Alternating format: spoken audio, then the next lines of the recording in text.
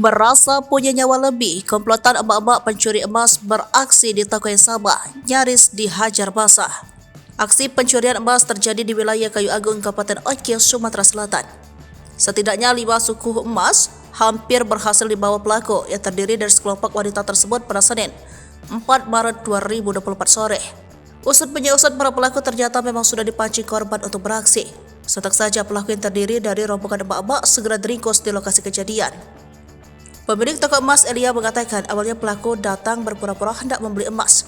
Meski ada yang memakai masker, Elia merasa tidak asing dengan wanita tersebut. Ia pun meminta seseorang pegawainya untuk melihat CCTV terkait peristiwa pencurian yang pernah terjadi di tokonya beberapa waktu lalu. Benar saja, Elia tidak salah orang. Ia pun dengan cerdik menanti para pelaku tersebut untuk beraksi. Sengaja saya layani karena mau melihat apakah mereka mau mencuri lagi atau apa gitu, kata Elia mengutip Seribuku.com. Tidak berselang lama Elia melihat dan menaruh curiga dengan gerak-gerik mereka. Akhirnya ia mendapati emas yang dipegang sudah dimasukkan ke dalam bajunya.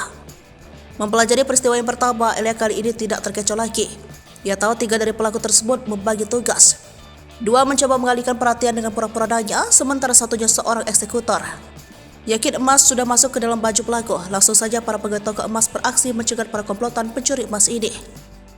Mereka menutup pintu rolling toko sehingga berhasil didapat 2 pelaku. Emas yang sempat disimpan di dalam baju pelaku berupa emas gelang 2 suku dan gelang 3 suku.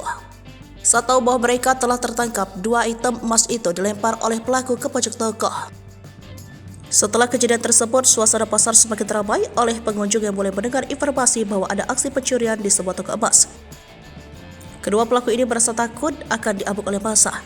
Elia mengatakan kedua pelaku akhirnya mengakui jika mereka mencuri emas dari toko tersebut.